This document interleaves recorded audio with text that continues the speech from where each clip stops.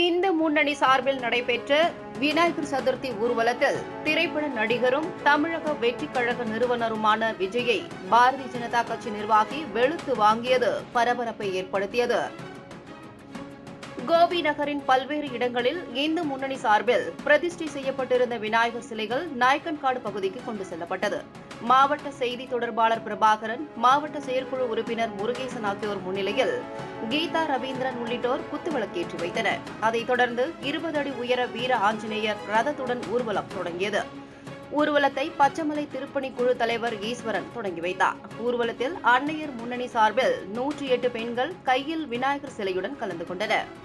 ஊர்வலமானது நாயக்கன்காட்டில் தொடங்கி புதுப்பாளையம் பேருந்து நிலையம் வழியாக வாய்க்கால் ரோடு சந்தியா வந்தனத்துறை வாய்க்காலில் சிலைகள் கரைக்கப்பட்டது. சிறப்பு விருந்தினர்களாக கொடிவேரி அணை பாசனதாரர் சங்க தலைவர் சுபி தளபதி, சிற்பி மகேஸ்வரன் உள்ளிட்ட பலர் கலந்து கொண்டனர். விநாயகர் சதுர்த்தி ஊர்வலத்தை முன்னிட்டு ஈரோடு மாவட்ட ஏடிஎஸ்பி திரு ராஜா ரணவீரன் தலைமையில் 300க்கும் மேற்பட்ட போலீசார் பாதுகாப்பு பணியில் ஈடுபடுத்தப்பட்டிருந்தனர். முன்னதாக எம்ஜிஆர் சிலை அருகே இந்து முன்னணி ஈரோடு மேற்கு மாவட்ட துணைத் தலைவர் கிருஷ்ணசாமி தலைமையில் பொதுக்கூட்டம் நடைபெற்றது. பொதுக்கூட்டத்தில் இந்து முன்னணி அமைப்பின் மாநில செயலாளர் செந்தில்குமார், பாஜக மாநில செயலாளர் சூர்யா ஆகியோர் சிறப்புரையாற்றினர்.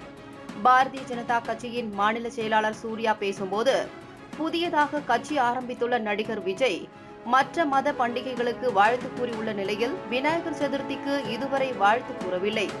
இந்துக்கள் பண்டிகைக்கு வாழ்த்து கூட கூறாத திராணி இல்லாத தலைவர்களுக்கு ஏன் வாக்களிக்க வேண்டும் என்று நடிகர் விஜயை கடுமையாக குற்றம் சாட்டினார். இன்னைக்கு புதுசா ஒருத்தர் கட்சி ஆரம்பிக்கிறேன்னு வந்திருக்கார். நடிகர் விஜய் சந்தோஷமா வாங்க, கட்சி ஆரம்பிங்க, மக்கள் ஓட்டு போட்டா முதல்வர் ஆகுங்க, எங்களுக்கு எந்த பிரச்சனையுமே இல்லை. கட்சி அறிவிச்சு 5 மாசம் தான் ஆச்சு. 5 மாசத்துல பக்ரீத் வந்தது வாழ்த்து சொன்னாரு, 5 மாசத்துல ரம்ஜான் வந்தது வாழ்த்து சொன்னாரு, 5 மாசத்துல ஈஸ்டர் வந்தது வாழ்த்து சொன்னாரு, 5 மாதத்துல குட் ஃப்ரைடே வந்தது அதுக்கும் மெசேஜ் போட்டாரு. ஆனா விநாயகர் சதுர்த்திக்கு மட்டும் வாழ்த்து தெரிவிக்கலையே. என்ன காரணம்? இந்துக்கள் என்றால் இழிச்சவாயர்களான்னு நம்ம கேட்கிறோம். இங்க இருக்கக்கூடியவர்கள் ஒவ்வொருத்தருக்கும் மீண்டும் சொல்வது, இந்து பண்டிகைகளுக்கு வாழ்த்து கூட சொல்ல திராணி இல்லாத தலைவர்களுக்கு நாம் ஏன் ஓட்டு போட வேண்டும் என்பதை நீங்கள் மீண்டும் மீண்டும் சிந்திக்க வேண்டும். ஒரு உண்மையான இந்துவாக இருந்தால் யாருக்கு வேணாலும் ஓட்டு போடுங்க.